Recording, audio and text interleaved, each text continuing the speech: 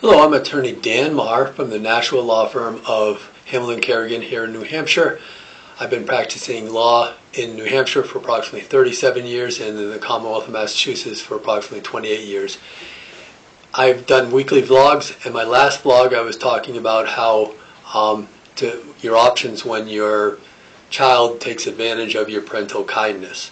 And today's vlog I'm going to be talking about when you want to help out your child and you decided it makes a good sense, and I'm going to be dealing with particularly with home ownership. Your child is thinking about buying a home. You certainly have the options of, if you decide to gift them the money so that they can pay a down payment so they can afford the rest of the mortgage that they're dealing with. You could buy the house outright for them. I'll just first indicate that it's certainly your decision. Anything you do with your assets is your decision.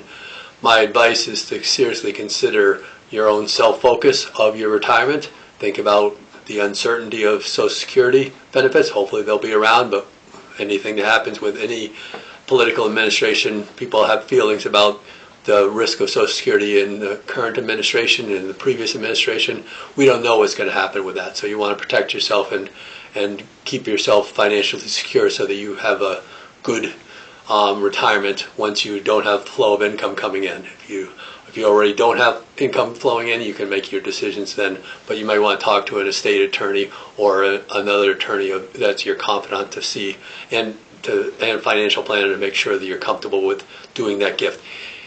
If you're not doing a gift, if you're thinking about a loan, think about the realities of a few things. One, if you're acting like it's a gift but it's a loan, you want to be concerned about that because the lender that's doing the first mortgage is going to require a gift letter saying that you're promising that money that your son or daughter is coming up with is a gift. The lender wants to make sure that that's not a financial burden on that person to pay the loan, and they're considering that for the financial planning of whether or not the loan can be dealt with.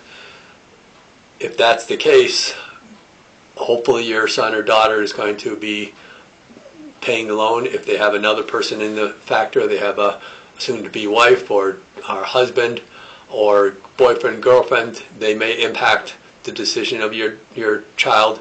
I have seen situations where the child has gotten the money and it's supposed to be a loan, but the parents sign a gift letter and they tell the bank that it's that way, and then the child decides to renege and they're saying, well, gee, Dad or Mom, are you saying that you committed bank fraud because you signed the gift letter? Nasty business, but they do that when they change and they're desperate and they decide, or they just are sociopaths and they just make the decision to protect themselves and not care about their parents.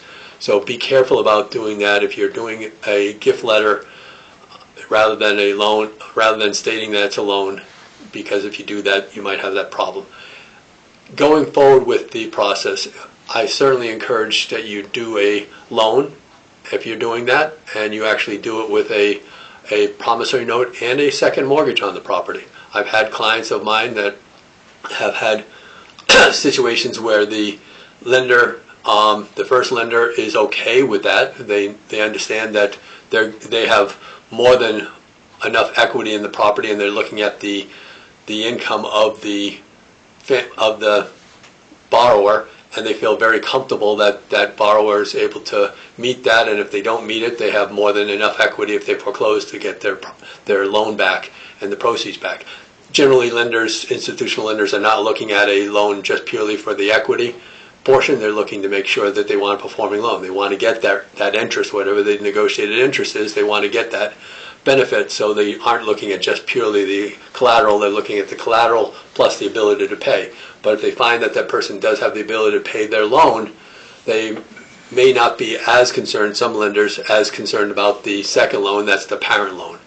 But it's fully disclosed, and there's a second mortgage that's put on that the first mortgagee, meaning the lender, knows about. The mortgagee is the person that gets the mortgage. That's the lender. You're the mortgagor when you provide the mortgage to the lender. So the first mortgagee knows about this and they're okay with it. So you do a promissory note.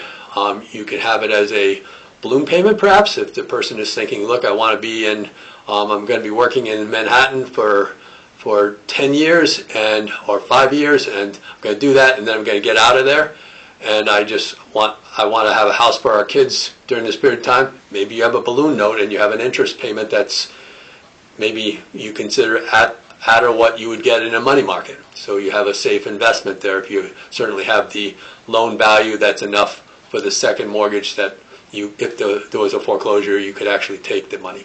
Thinking about it as a business process like that, you're still helping out your child substantially. I've done several of these before, and it works out. And as long as the child has the ability to fund the loans, you've helped them when they really didn't have an opportunity to get it from an institutional lender, and it's a win-win. And it might be better, that investment also for you with the property might be better than in the market, the stock market. So I've done these matters before. I'm happy to discuss the options with you. I'm Attorney Dan Marr, Dan at 603-883-5501. You can check out also my weekly vlogs at naturalaw.com, so naturallaw.com. And if you check my bio, and then you can link on to my weekly vlogs. They're all identified by topic. You can review them if you have the opportunity to do so. I'm happy to help you. I'm at 603-883-5501, Dan Marr. Look forward to working with you. Bye-bye.